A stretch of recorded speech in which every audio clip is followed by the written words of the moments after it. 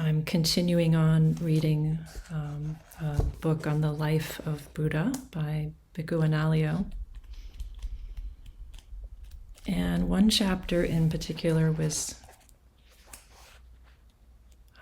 kind of resonated for some reason.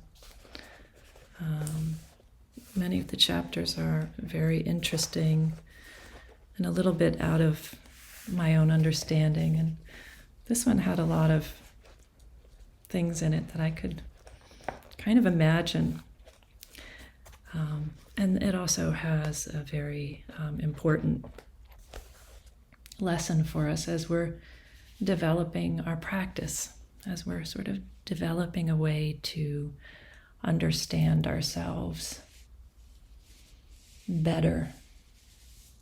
Each moment we understand how this body, this mind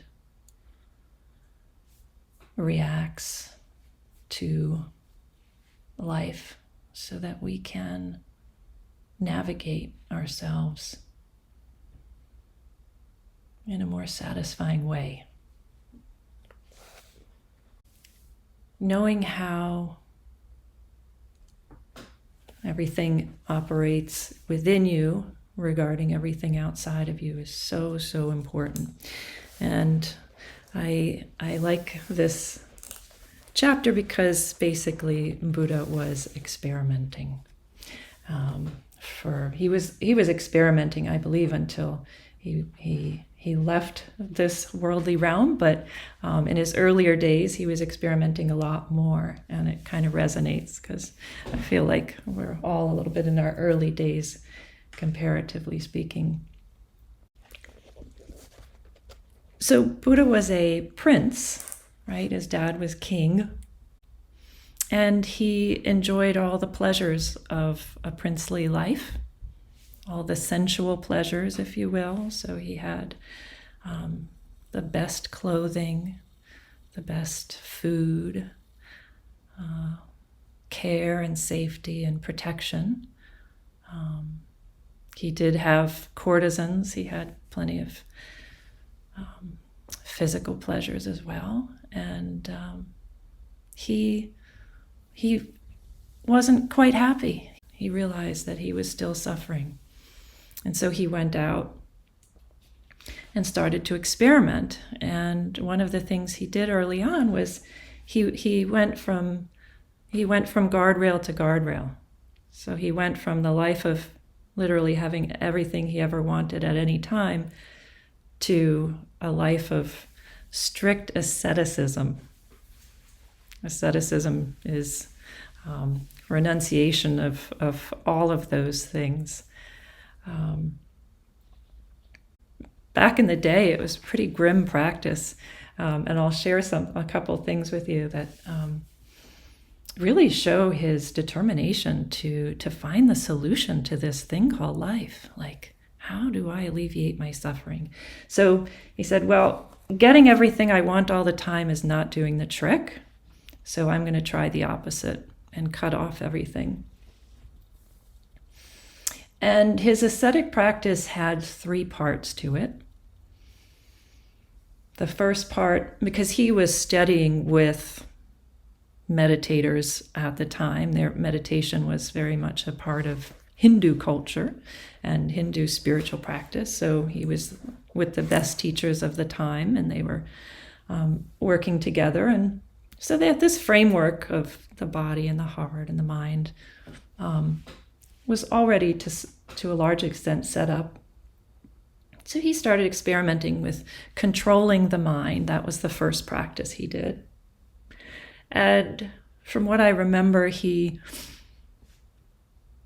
would clench his teeth and put his tongue on the floor of his mouth and gnash his teeth as a way to stop the mind from thinking.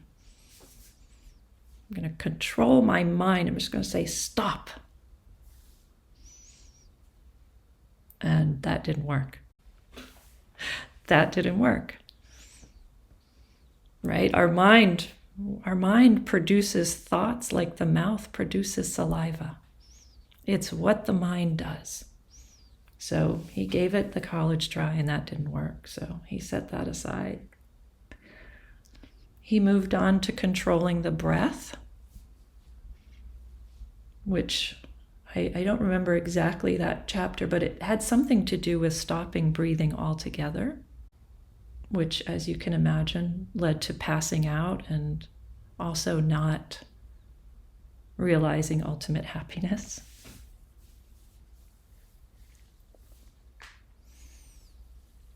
And then this chapter was about fasting, controlling the food.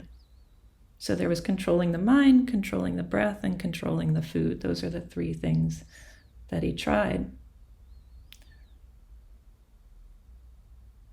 And his first thought, and I think it resonated with me because, in a land of plenty, usually we have the opposite problem. People are trying to diet. People are trying to, what I mean is, it just kind of resonated because fasting is very popular and people are trying to diet, and it's something we're all very familiar with. And so here's the Buddha 2,500 years ago. Of course, he's doing this for different reasons. But his first thought was, okay, I'm going to stop eating. And in ancient India, the saints, if you were considered a saint, you didn't need to eat because the devas fed you with spiritual nourishment. But luckily, Buddha was practical and he decided not to do that. But he decided to eat very, very little as a way. And so this was a way to conquer the sensual desires, right? At this point in his explorations, he realized that what ails us is that we're running after the things that are pleasant, and we're running away from the things that are unpleasant. And it's like tossing us around, right? We're not able to just be on solid ground because we're always running after one or running away from another. So he noticed this movement and said, well, let me see if I can stop that by just stopping it completely. I won't eat anything, although he realized I do need slight nourishment in order to stay alive, but let's see how that works for me. And so he tried it, and there's a description of the results of this extreme fasting. I mean, he must have been a tremendously determined person, tremendously dedicated to this endeavor. To do something so extreme. So the results of his fasting, his limbs became emaciated, his buttocks took on the appearance of a camel's hoof. His eyes sank into their sockets and his scalp shriveled up. One translation depicts his pitiable condition. He said, thinking at one time I will get up, I fell on my face. Thinking I will sit down, I fell on my back. Taking hold of the lower part of the body, I encountered its upper parts. Taking hold of the upper parts, I encountered its lower parts. I don't even know what that means, but it's like confusion and despair. Just rubbing and chafing this body with both hands to ease it, the bodily hair, whose roots had rotted, fell off to the ground. So having reduced his body to this condition, made it clear to the Buddha that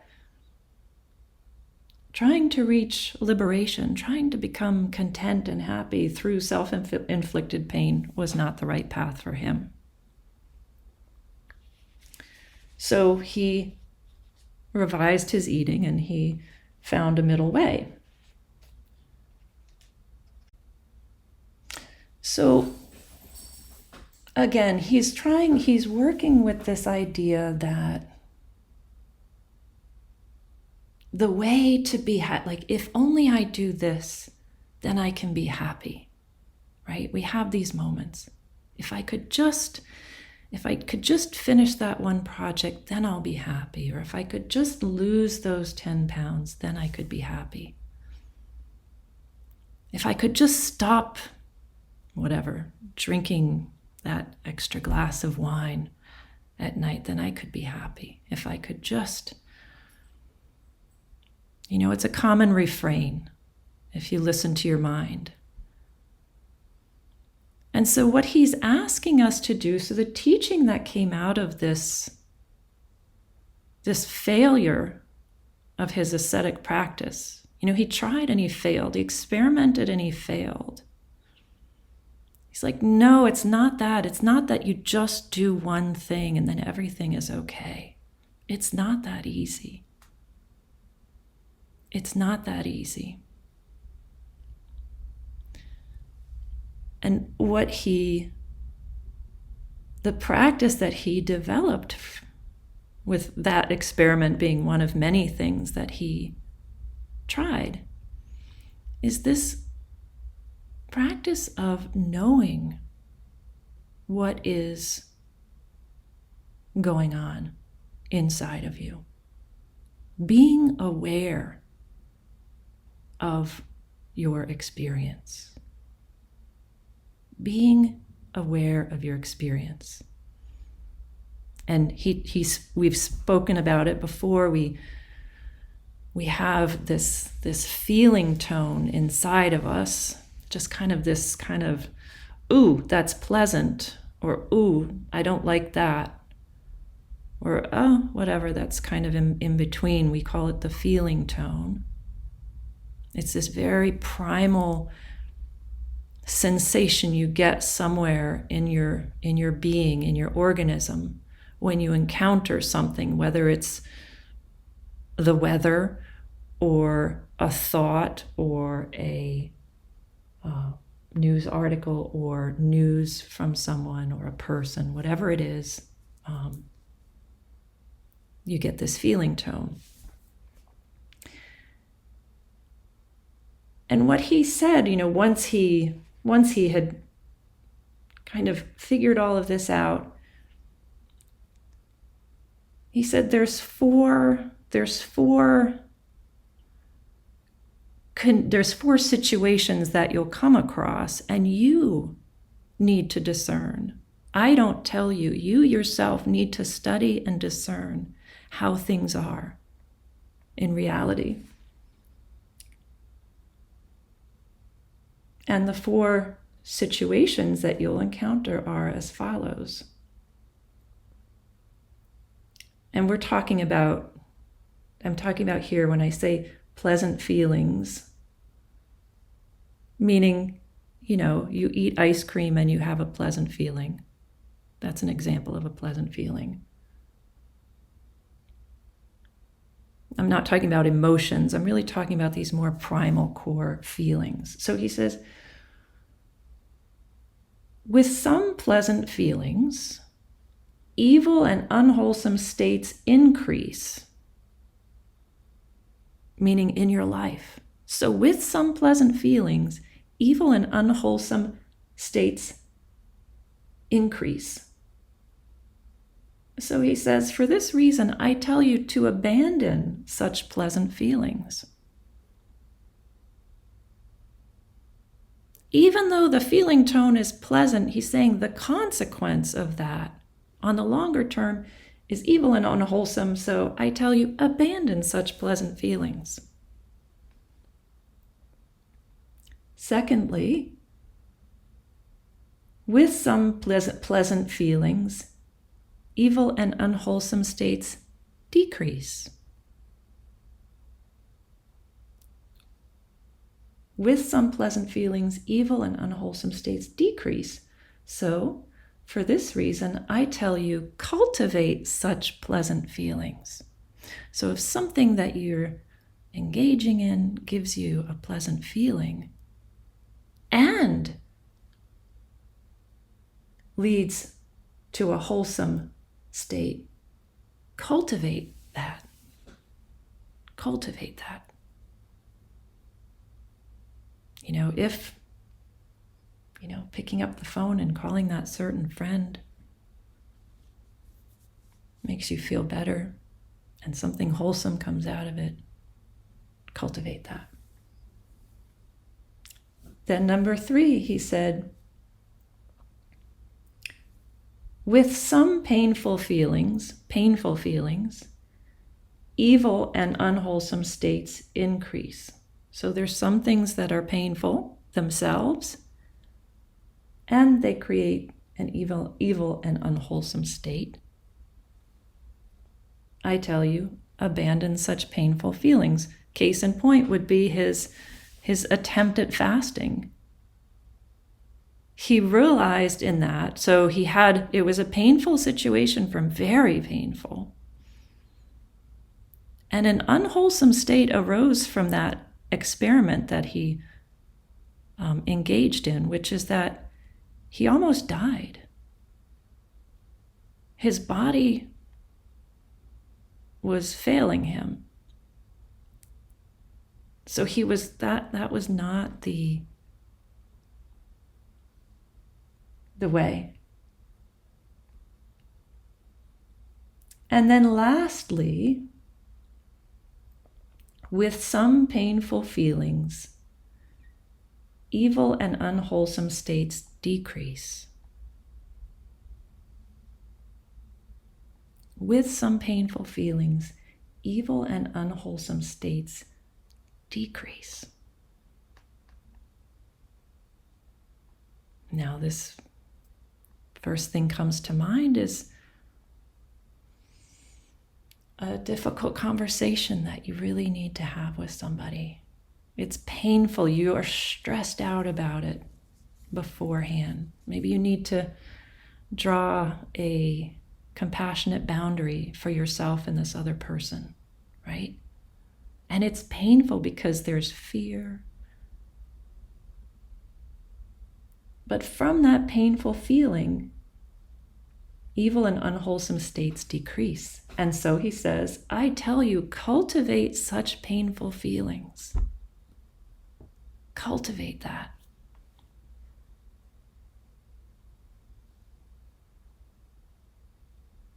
So he concludes, and I really like this part because he's really asking us to use a more complex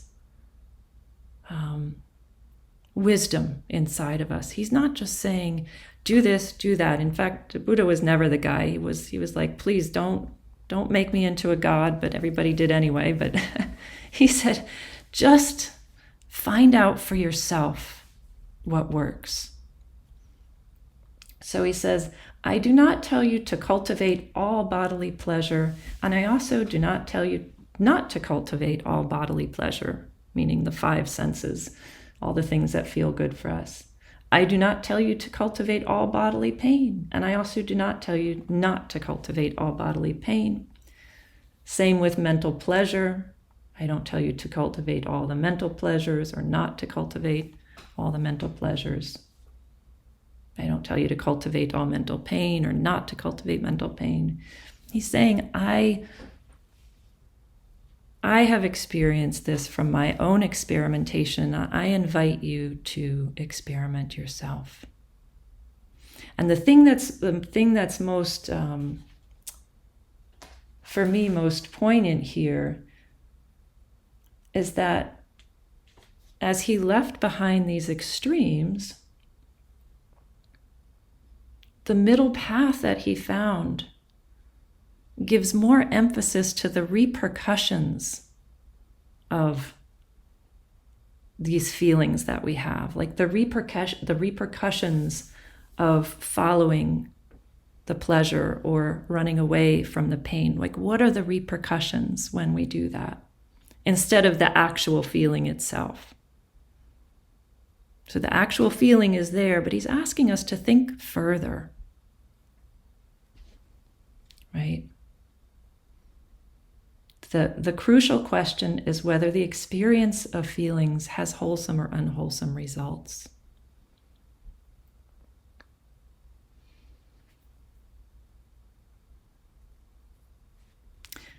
Then he finishes the chapter with this is now not Buddha anymore, but this is Bhikkhu Analayo. He finishes the chapter with a couple of lovely suggestions for us, our own practice, which I always enjoy very much.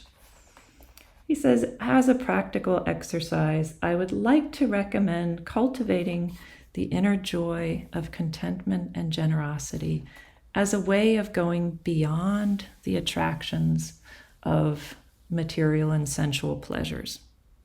So he's saying, instead of pining away for a new pair of shoes, indulge in some generosity or contentment with what you already have.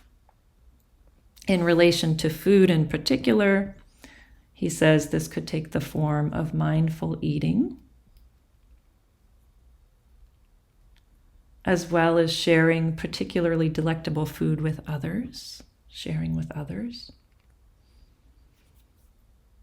In more general terms, the task could be to find joy in giving away things rather than keeping for ourselves.